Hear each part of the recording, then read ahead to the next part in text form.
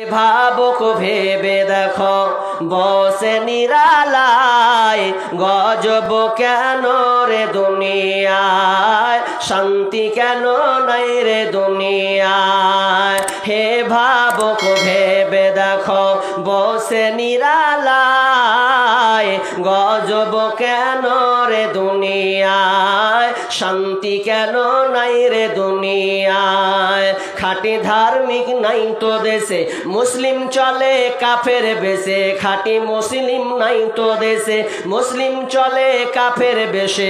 কথাবার্তা ব্যবহারে বেদিন বোঝা যায়, গজব কেন রে দুনিয়ায়, শান্তি কেন নাই রে দুনিয়ায়। হে ভাবুক ভেবে দেখো বসে নিরালায়, গজব কেন রে দুনিয়ায়। নামাজে রোজার ধার ধারে না, সত্য কথা কেউ বলে না। নামাজে রোজার ধার ধারে না, সত্য কথা কেউ বলে না। মিথ্যা আর চুগলখড়ি করিয়া বেড়ায়, গজব কেন রে দুনিয়ায়, শান্তি কেন নাই রে দুনিয়ায়। হে ভাবুক ভেবে দেখো বসে নিরালায়, গজব কেন রে দুনিয়ায়। অফিসগুলি ঘুষে গরম, অফিসারদের নাই তো শরম। অফিসগুলি ঘুষে গরম, অফিসারদের নাই তো শরম। পার্টির লোক দেখলে তারা ঘুষের হাত বাড়ায়, গজব কেন রে দুনিয়ায়, শান্তি কেন নাই রে দুনিয়ায়। লোক যাই কোর্ট কাচারিতে হক ইনসাফ বিচার পেতে। লোক যাই কোর্ট কাচারিতে হক ইনসাফ বিচার পেতে।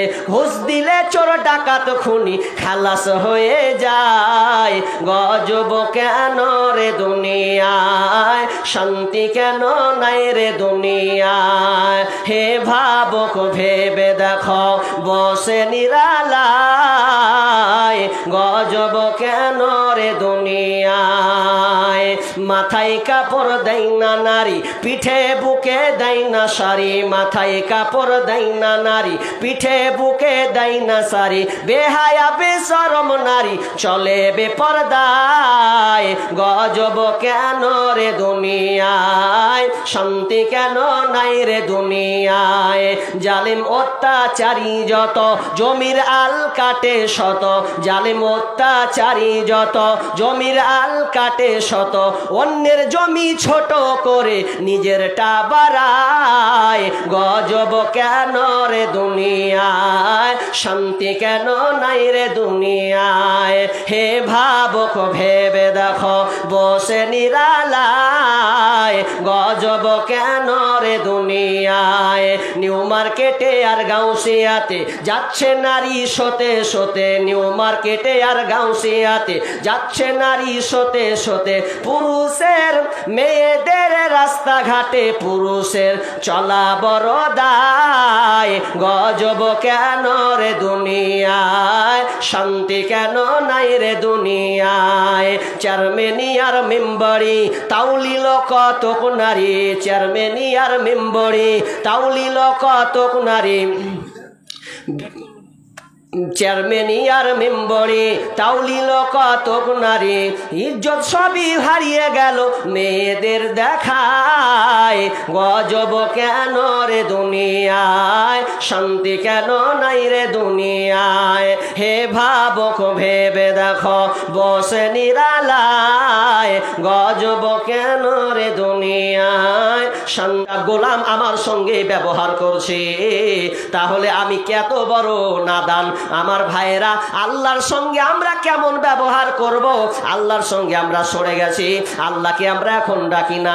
আল্লাহকে বাদ দিয়ে দুনিয়াবি যত কর্ম আছে, আপনার কিনা বেশ সংস্কৃতি আছে, দুনিয়াবি কার্যকলাপ নিয়ে আমরা ব্যস্ত আছি, আল্লাহকে ছেড়ে দিয়েছি। এই জন্য মুসলমান আজকে লাঞ্ছিত হয়েছে। মোতার যুদ্ধ হবে, তো মোতার যুদ্ধ যখন হবে তো রোম সম্রাটের সঙ্গে যুদ্ধ হবে আল্লাহ রসুলের। তো যুদ্ধ যখন হবে ওরা হচ্ছে 1.5 লাখ 1,50,000, আর আল্লাহর রসুলরা হচ্ছেন মাত্র 10,000। তাহলে কারা বেশি হলো গো? 1.5 লাখ যারা তাদের বেশি নয়? 1.5 লাখ যারা তারা সংখ্যায় বেশি, আর আল্লাহ রসুলের দল হচ্ছে কজন? তো মাত্র 10,000। এই 10,000 সৈন্য নিয়ে, সাহাবী নিয়ে ময়দানে রেডি হবেন। তো এমন সময় বিশ্বনবী বসে আছেন, বসে নিজে নিজে ভাবছে, তাঁবুর নিচে বসে চিন্তা করছে, না হারে আমার এই সাহাবীরা কি পারবে, আমার এই উম্মতেরা কি পারবে তাদের সঙ্গে লড়াই করতে। এই চিন্তা করতে করতে ওই সময় আমিরুল মুমিনিন উমর রাদিয়াল্লাহু তাআলা আনহু বিশ্বনবীর চেহারাটা মলিন দেখে বলছেন, ইয়া রাসূলুল্লাহ, ইয়া হাবিবাল্লাহ, ও দয়ার নবী গো, আপনার মুখটা কেন মলিন হয়ে আছে বলেন, মুখটা কেন আপনার এমন? তো বলছে না না না। তো বলছে বলেন কি ব্যাপার? তো এবার প্রশ্ন করছে, উমার বলো বলো বলো, আজকের দিনে লড়াইয়ে সেই বেঈমানদেরকে তোমরা কি হারাতে পারবে? ওরা তো আছে 1.5 লাখ আর তোমরা হচ্ছে 10,000, তাহলে ওদেরকে তোমরা কি হারাতে পারবে? এ নিয়ে আমি একটু পেছনে পড়ে আছি। এবার বলছেন, আল্লাহ রাসূল বলছেন, উমার এর ব্যাপারে ফয়সালা কি হবে বলো।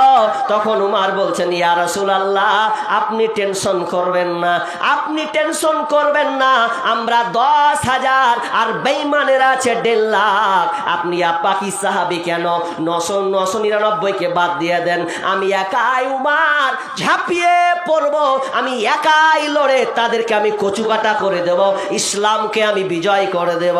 আল্লাহ রাসূল বললেন, উমার রে, তোমার এই চাহাতটা কি করে হলো? তো বলছে, ইয়া রাসূলুল্লাহ, আমরা তো মুসলমান, আমরা কোনো ভেড়ার দল নয়, আমরা হচ্ছে বাঘের বাচ্চা। বাঘ কোনোদিন ভেড়াকে ভয় করে না। আমি উমার একাই ঝাঁপ দিয়ে আমি ওই বেঈমানদেরকে আমি খতম করে দেব। তখন আল্লাহ রাসূল বলছেন, বলছেন, উমার আল্লাহ যেন সেটাই করেন, তোমরা যেন বিজয় লাভ করো। মুসলিমদের স্পৃহা দেখেন, সাহাবীদের ঈমানি চেতনা দেখেন। তারা হাজার হাজার লাখ লাখ কোটি লোক হলেও তারা কিছু মনে করে নাই, কারণ আমি একাই 100 নামবো, তো আজকে আমি জিহাদ করব, তো আমি যদি মরে যাই তাহলে শহীদ হয়ে যাব, না মরলে আমি গাজী হয়ে যাব, এ আমি পারোয়া করি না। আজ আমরা কোন মুসলমান যে আমরাই হিন্দু যে হোক নাম ধরছি না, কোনো বেদুইন দলকে দেখে আমরা ভয় করছি আছে? অথচ আপনি ইতিহাস খুলেন, এই জেরুজালেম, যেই জেরুজালেমে, এই ফিলিস্তিনের মাটিতে মসজিদুল আকসা, যেটা নিয়ে প্রায় নবীর আগমন ওইখানে উৎখাত হয়েছে, সেখান নিয়ে আপনার কিনা লড়াই চলেছে। এই মসজিদুল আকসাকে নিয়ে আপনার নবী মুসা কালিমুল্লাহ, মুসা আলাইহিস সালামের জামানায় যখন পারল না, অনেক দিন ধরে আপনার কিনা কমদেরকে বুঝাতে লাগলো, পারলো না। আল্লাহ তাআলা 40 বছর আযাব চাপিয়ে দিলেন। চাপিয়ে দেওয়ার পরে এরপরে 2 জন লোক, যেই লোক দুটাই এই বিজয় হয়েছিল, জেরুজালেমকে মানে কি করেছিল, হাতে আয়ত্ত নিয়ে এসেছিলেন, তারাই বিজয় নিয়ে এসেছিলেন। কিন্তু হতভাগা আমরা মুসলমান, যেই মুসলমান জাতি, যেই জাতি আল্লাহকে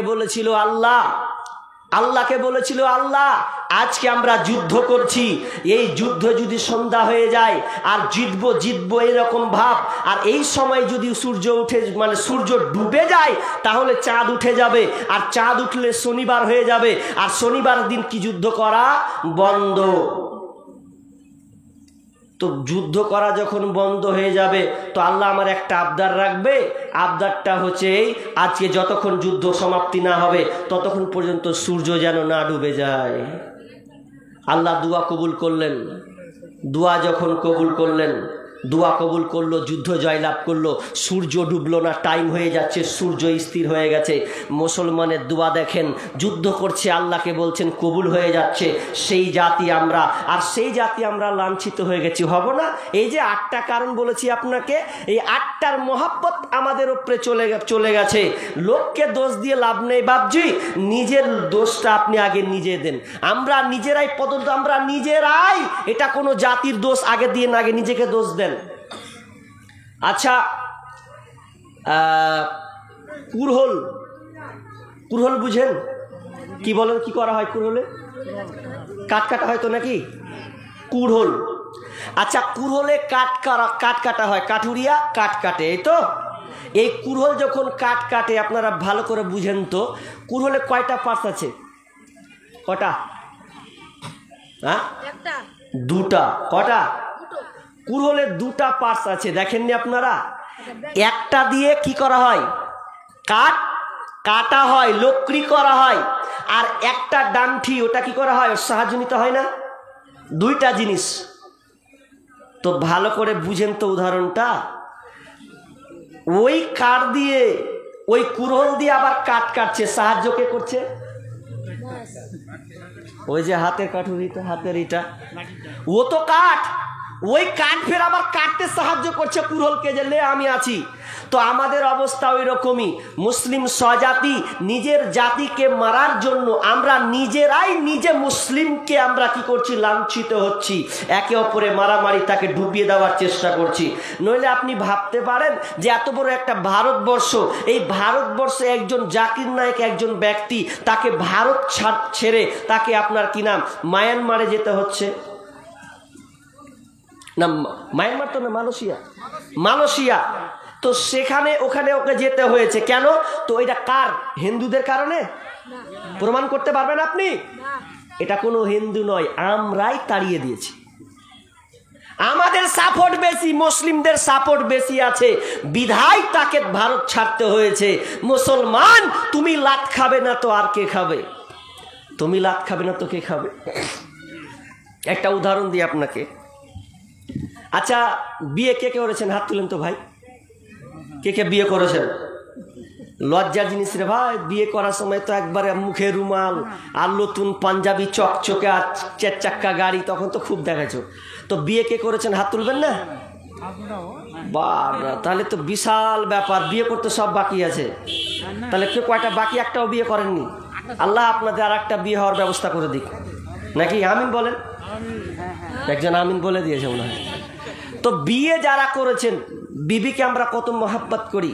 একটা পরের মেয়ে যখন আসে, তখন আমরা মহাব্বত করি, ভালোবাসা শ্রদ্ধা দেখাই, এত ভালোবাসি, এত মহাব্বত করি যে আমার বিবি, আমি আমার স্ত্রীকে আমি এত মহাব্বত করি।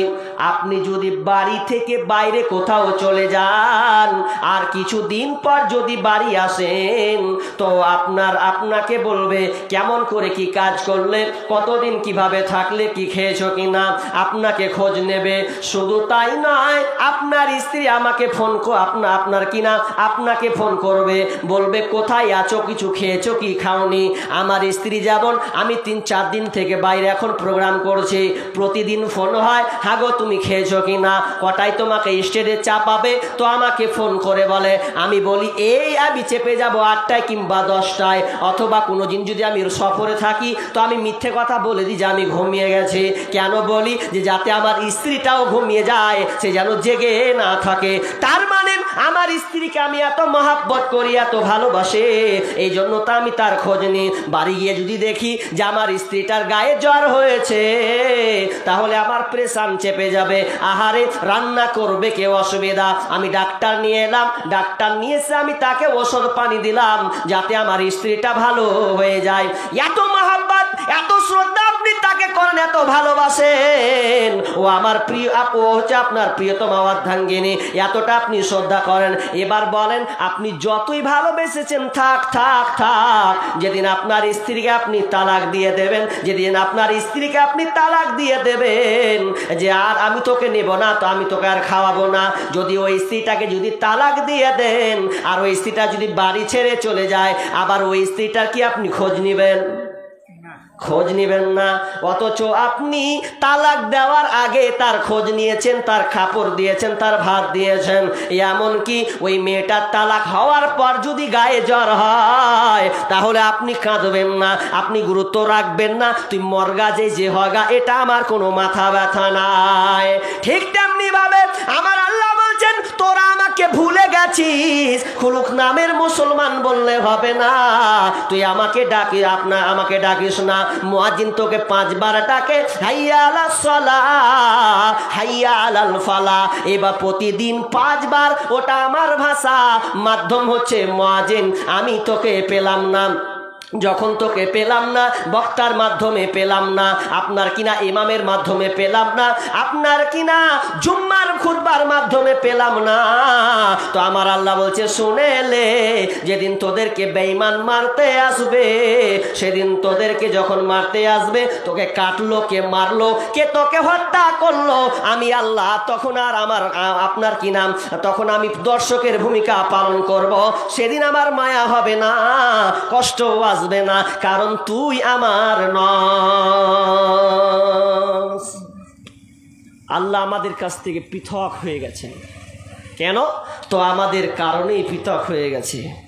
এবার চলেন আয়াতটার তর্জমা করে আমি অন্যদিকে চলে যাই। কি বলেছিলাম? যখন 8টার মহাব্বত চলে আসবে, আপনার কিনা কুলিন কানা বা হুকুম, বাপের মহাব্বত তর্জমা কিন্তু আমি করে দিয়েছি। এই 8টার মহাব্বত যখন বেড়ে যাবে, তখন শুনে লাও, তখন তোমাদের উপরে এমন অর্ডার না আসা পর্যন্ত যখন আযাব আসবে, তখন তোমরা কিছুই করতে পারবে না। মোহাব্বত নাই বলছেন, এখন একটু পরই বলবেন যে মৌলবি ঠিকই বলেছে। হ্যাঁ, তাহলে আমরাই খেপা বসে আছি। 8টার উপরে মোহাব্বত কিভাবে বাড়িয়েছেন আপনি খালি দেখেন, কতটা 8টার মোহাব্বত।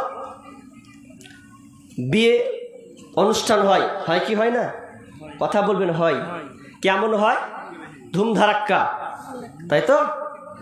বিয়ে হয় অনুষ্ঠান মানে ধুমধারাক্কা যাকে বলা হয়, মানে এত আইটেম যে মনে হবে যে প্রধানমন্ত্রীর বেটার বিয়ে হচ্ছে আজকে। এত টাকা, অগাধ হারাম পন্থায় বিবাহগুলো হচ্ছে। আপনাকে আমি দেখাচ্ছি, দেখেন কিভাবে আমরা বিয়েটা করছি আর ওখানে আল্লাহর সম্মান দিয়েছি কিনা। এবার দেখেন, আপনার ছেলে, আপনার ছেলের বিয়ে হবে, আপনার সন্তানের বিয়ে দিচ্ছেন, আপনার ছেলের বিয়ে। এই বিয়ে দেওয়ার জন্যে আপনি কতগুলো আইটেম করেছেন, কতগুলো আপনি সিস্টেম করেছেন, যেগুলো আইটেম আল্লাহও বলেননি, নবীও বলেননি, ইসলামে পারমিশন দেয়নি। এরপরে আপনি বিবাহটা লাগিয়েছেন। তো কিভাবে আপনি যখন বিয়েটা অনুষ্ঠানটা করছেন, তখন আপনি আপনার শ্বশুরকে ডাকছেন, আপনার জামাইকে ডাকছেন, আপনার মেয়েকে ডাকছেন, আপনার কিনা খালাতো ভাইকে ডাকছেন, আপনার খালাকে ডাকছেন। এক কথায় আপনার আত্মীয়কে সকলকে আপনি ডাকলেন, ইনভাইট করলেন যে আমার সন্তান, আমার ছেলের কালকে বিয়ে হবে। তার আগে দুলা ভাই 10 দিন আগে এসে হাজির হয়ে আছে, 10-15 দিন আগে চলে এসেছে, চলে এসেছে কি যে আমার শালার বিয়ে হবে, ওই জন্য ও আগেই চলে এসেছে। আসা 10 দিন আগে যখন চলে এসেছে, তো আবার চুলের তো স্টাইলের তো ঠিক নাই, এবার পাম্পার করে আছে ও, মানে একটা জামাই পেয়েছে স্টাইল মার্কা। 10 দিন আগে চলে এসেছে, আসার পর বলছে যে যাক এসেছি খেলো, ষাঁড়ের মতন করে খেলো 10 দিন ধরেও। বিয়েটা যে কখন হবে তার খেয়েছেও। বিয়ে খাওয়ার পর এবার বিয়েটা কালকে বিয়ে হবে, তো প্ল্যান করছে আজকে বক্স নিয়ে আসতে হবে, হ্যাঁ ডিজে নিয়ে আসবে, ও ডিজে। তো শ্বশুর বলছে, শ্বশুর তখন ছেলেরাকে বকছে, ভাই বিয়ের দিন ফের বক্স টক্স নিয়ে আসে নাকি? যদি সব ছেলেকে বকছে, তো ও আবার ওই আপনার কিনা শ্বশুরের বেটি, তখন ওই আবার বলে দিচ্ছে, তুমি বর্তমান যুগের কিছু বুঝো, যাও মসজিদে ঘুমাও কা, এখন নাচবে কুদবে তো কি করবে? বুড়া মানুষ কোনো পথ পেলে না, কি করবে? বালিশলে রাগ ঘরে চলে গেল, যা করবি করগা তোরা। হাসির মজাক নয়, একটু বোঝার চেষ্টা করুন। দেখেন, শ্বশুরের জায়গা হয়েছে, বিহায়ের জায়গা হয়েছে, বন্ধুর জায়গা হয়েছে, আপনার কিনা সন্তানের জায়গা হয়েছে, আপনার পরিবেশের আপনার পরিবেশের আত্মীয় যারা আছে তাদের জায়গা হয়েছে, সবার জায়গায় হয়েছে, কিন্তু তিনটা জিনিসের জায়গা হলো না। ভালো করে দেখেন, বিয়ে বাড়িতে তিনজনের জায়গা হয়নি। আপনি ভালোভাবে লক্ষ্য করুন। আপনি হাসলেন কিন্তু এবার ধরলেন, আপনি সবার জায়গা ধরে দিয়েছেন। সবাই আনন্দ চিত্রে আজকে বিয়েটা খাবে, বিয়েটা তো সুন্নাত সম্মত হয় না, সেখানে আল্লাহর জায়গা হয় নাই, আল্লাহর আইন সেখানে বাস্তবায়ন হয় নাই, আল্লাহর রুকন আল্লাহ যে বিধিবিধান দিয়েছেন ওই বিয়েটা কিন্তু সেই রকম ভাবে আপনি করেননি। দ্বিতীয় নম্বর, আপনার নবীর জায়গা হয়নি, তার মানে আপনি বিয়েটা দিয়েছেন তো বিয়ে দেওয়ার সময় আপনার সুন্নাত নাই, আপনি ছেলে মেয়েকে একাকার একসঙ্গে এক টেবিলে আপনি খাওয়াচ্ছেন, আর মেয়েরা আপনার কিনা নতুন ধরনের পোশাক, বেলজ্জা রকম পোশাক পরে আছে, আনছান আনছান টাইপের পোশাক পরে আছে, তার মানে না আল্লাহর জায়গা হলো না, নবীর জায়গা হলো না। তৃতীয় নম্বর, আপনার কিনা জিহাদিন ফি সাবিলিল্লাহ সাবিলিহি, এবং আল্লাহর পথে বের হতে হবে, আল্লাহর দ্বীনের জন্য কাজ করতে হবে, আর যারা দ্বীনের জন্য কাজ করে সেই ইমামের জায়গা হলো না, যে ইমামটা গিয়ে দেখছে আহারে এই বিয়েতে তো একদম মানে বেদুইনদের মতন বিবাহ হচ্ছে, এই বিবাহ তো খাওয়া ঠিক হবে না, এখানে তো নাচানাচি হচ্ছে, ড্যান্স বাজছে, নায়ক নায়িকাকে নিয়ে আনা হয়েছে, এখান তো একত্রে সবাই ছেলে মেয়ে একাকার করে বা আপনার কি নাম খাওয়ানো হচ্ছে, তো ইমামটাও পর্যন্ত চলে গেল, তিনজনেই থাকলো না। তো আমরা বলছেন ফাতারাব্বাসু হাত্তা ইয়াতি আল্লাহু বিআমরি আল্লাহু লা ইয়াহদিল কওমাল ফাসিকিন।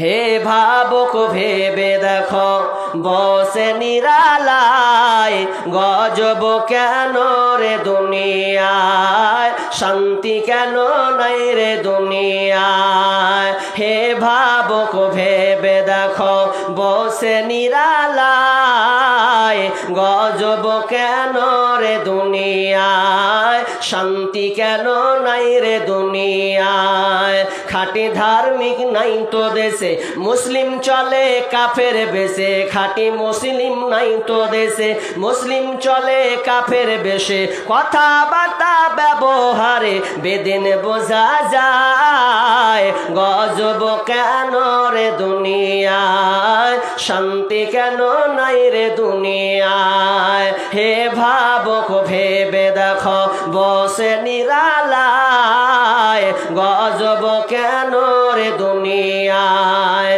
নামাজে রোজার ধার ধারে না, সত্য কথা কেউ বলে না, নামাজে রোজার ধার ধারে না, সত্য কথা কেউ বলে না, মিথ্যা আর চুগলখড়ি করিয়া বেড়ায়, গজব কেন রে দুনিয়ায়, শান্তি কেন নাই রে দুনিয়ায়। হে ভাবুক ভেবে দেখো, বসে নিরালায় গজব কেন রে দুনিয়ায়।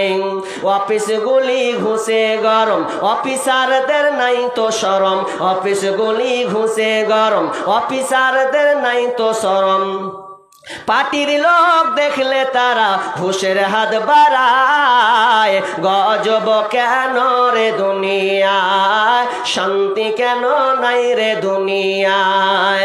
লোক যাই কোর্ট কাচারিতে হকিন সাপোর্ট বিচার পেতে, লোক যাই কোর্ট কাচারিতে হকিন সাপোর্ট বিচার পেতে, ঘুষ দিলে চোর ডাকাত খুনি খালাস হয়ে যায়, গজব কেন রে দুনিয়ায়, শান্তি কেন নাই রে দুনিয়ায়। হে ভাবুক ভেবে দেখো, বসে নিরালায় গজব কেন রে দুনিয়ায়।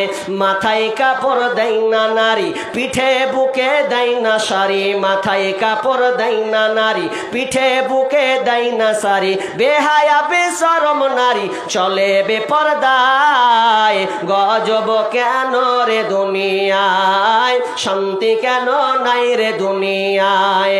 জালিম অত্যাচারী যত জমির আল কাটে শত, জালিম অত্যাচারী যত জমির আল কাটে শত, অন্যের জমি ছোট ছোট করে নিজেরটা বাড়ায় গজব কেন রে দুনিয়ায় শান্তি কেন নাই রে দুনিয়ায় হে ভাবুক ভেবে দেখো বসে নিরালায় গজব কেন রে দুনিয়ায় নিউ মার্কেটে আর গাউসিয়াতে যাচ্ছে নারী সতে সতে নিউ মার্কেটে আর গাউসিয়াতে যাচ্ছে নারী সতে সতে পুরুষের মেয়েদের রাস্তাঘাটে পুরুষের চলা বড় দায় গজব কেন রে দুনিয়ায় শান্তি কেন নাই রে দুনিয়ায় চেয়ারম্যানি আর মেম্বারি তাউলিল কতক নারী চেয়ারম্যানি আর মেম্বারি তাউলিল কতক নারী চেয়ারম্যানি আর মেম্বরে তাউলিল কতক নারী ইজ্জত সবই হারিয়ে গেল মেয়েদের দেখায় গজব কেন রে দুনিয়ায় শান্তি কেন নাই রে দুনিয়ায় হে ভাবুক ভেবে দেখো বসে নিরালায় গজব কেন রে দুনিয়ায় শান্তি কেন নাই রে দুনিয়ায়।